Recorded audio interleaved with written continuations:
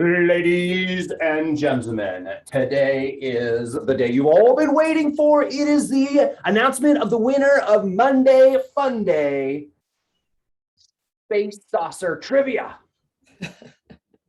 Yes. You may not know it, but Carly's at our home office, and I am here at Billy's office, who not only is a realtor, but he's also a phenomenal tailor. So if you need a suit, Yes. see him. If you need a house, see me.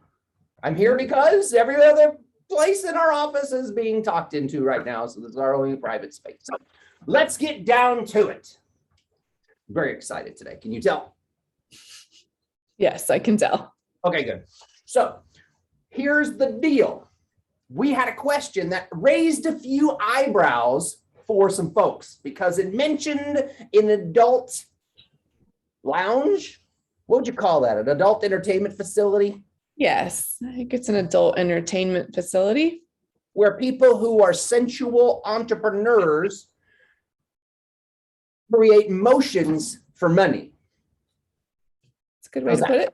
All right, there you go. So the very famous club, 2001, right here, Space Odyssey on Dale Mabry, world famous, across the street from Mons Venus, just so you know. This is where it's at. Shall we do the disclosures first, honey? About it? About winnings? No, the disclosure first. About the club. Yeah, go ahead.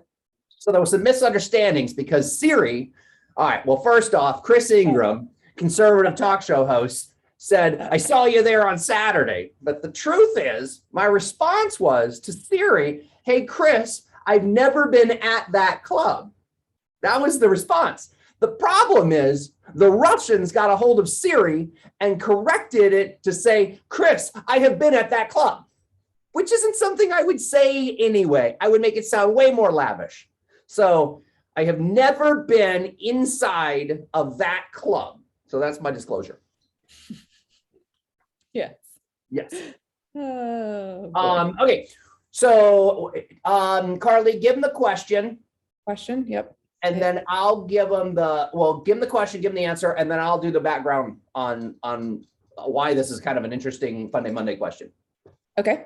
So the question was, the flying saucer on top of Adult Entertainment Club 2001 was originally called 1, Futuro, I think I'm saying that right, 2, Space 2001, 3, Martian Dome, or 4, Life Pod. And the answer is number 1, Futuro. And when we think we're saying it right, it's either Futuro or because like the whole Ebor thing or whatever. It's probably Futuro, like futuristic. Yeah. It's a hard word to say for whatever reason. So why don't you pull out tell everybody that there's, okay. These are all our people that were brave enough to play. Yeah. And just hold up the winner, and I will don't do the reveal yet, but I'll tell you the background and why this is real estate related, actually.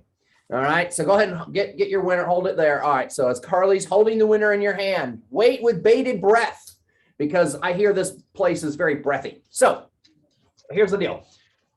These homes, these saucer-like homes, were made in like late 60s, early 70s when the living in future, like Epcot was being designed with Futureland.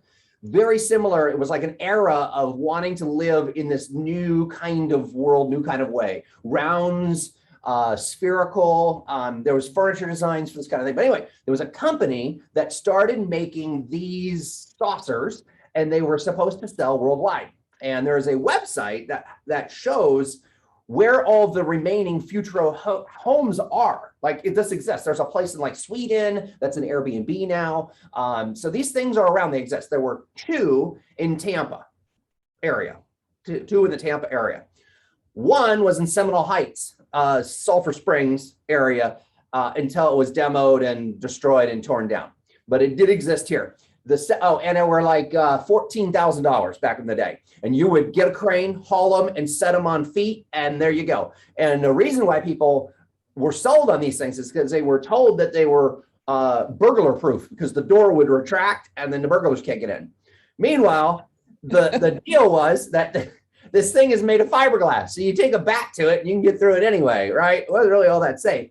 But when the oil crisis happened back in the day, it was much harder to produce the materials. And so the company went out of business. Now, the second one that was in Tampa Bay that we know of was in Clearwater, and it was the dealer. Like basically you go in and you order a mobile home, you would order a flying saucer or a Futuro, and it would sleep 8 people. There was a kitchen and a whole bunch of things, a shag carpet, whatever. You could either get it empty or pre-furnished. Is that what you call it? Yeah, fully furnished. Yep. And what you would do, what happened was that you'll go to this dealership and order these things. Well, the place went out of business and there was one model left, which is the one that is on top of the roof of the 2001 adult entertainment nightclub. The real question became, who put it up there? What's fascinating is, according to the Tampa Tribune, formerly St. Pete Times, is that there once was a guy who owned the nightclub that did it in the 70s, and he claimed he paid $4,000 for it. Unfortunately, historically, it doesn't match up. In fact, it wasn't until late 70s, early 80s that the guy who owned the dealership bought that nightclub, which used to be Shangri-La, and he put it up there for his entertainment. And apparently he was a fan of the ladies. Did you know that, honey? No, I did not. So the owner of the distributor that distributed these saucers is the one who purchased the club and put it up there. Yep. He already owned it, so he might as well, right? Yeah, might as well use it for something. Right.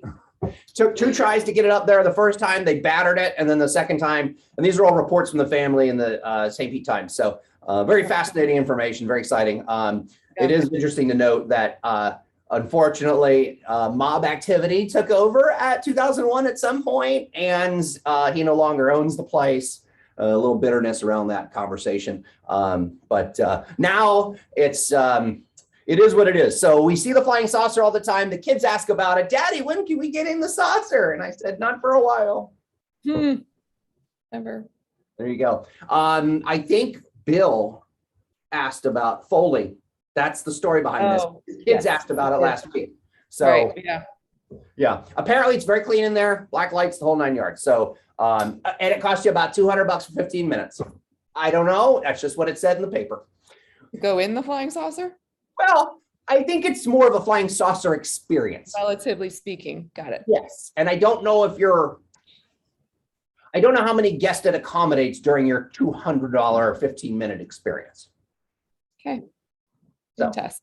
So there's that. Now, all you guys wanted to know that. And the reason why I'm telling you is because it's real estate related. And one night I couldn't sleep and I'm like, what's going to be my Monday fun day for tomorrow? And I could have swore that stupid club and that saucer was in one of my historical books. I got up in the morning and I read it. And I'm like, nope, that's not it. So then I started researching and that's how I found all this stuff out. So, all right. We went long. All right, honey, why don't you just go ahead and reveal? We are in the month of October still? We are in September. Right. September. Yeah. So our last week. Yeah, explain to everybody what this is this week. Right. So this week is the last week of the Pay It Forward. So if you win, you let us know who person you would like to pay your gift card forward to. So just let us know, and we first watch the video, claim it on Facebook, say thank you in the comments, and then you can message us separately to let us know who you would like to send it to. They can be out of state or whatever. That last week, the person wanted to go out of state. I said, that's fine. Yeah, it's email or text. So it's easy to send it along. Yep. Perfect. All right. And this week's winner of the Adult Nightclub Flying Saucer Contest is Ashley McGuire. Ashley McGuire. That's so funny. Wow. All right, Ashley. Huh. All right. Well, you got to come back and say thank you. And by the way, anybody working out in your facility or whatever needs a house, feel free to turn them on to us. We'd love to help. So there you go. So just go back to the Facebook page, say thank you, and then we'll set it up. All right. Instead of giving a market update, well, actually, we should. Should we give that right now? Sure. Go ahead. Okay. Super simple, guys. If you have a house and you're thinking of selling in the next year, you should sell it sooner than later. If you're going to buy a house, even if you have to overpay, you should do it sooner than later. And you're like, Jamie, why? What are you talking about? Are you just trying to juice the wheels? No. The only way we're going to start beating inflation is to raise the interest rates. So Carly and I are doing a refi right now, and the interest rate we're looking at is like 2.1. Okay. If that rate went to 3.5, all of a sudden that payment is a whole different conversation. And you might find yourself quibbling, oh my gosh, about a $20,000 extra bump in the price of your home. But that will mean nothing if the rate goes up a whole percentage point.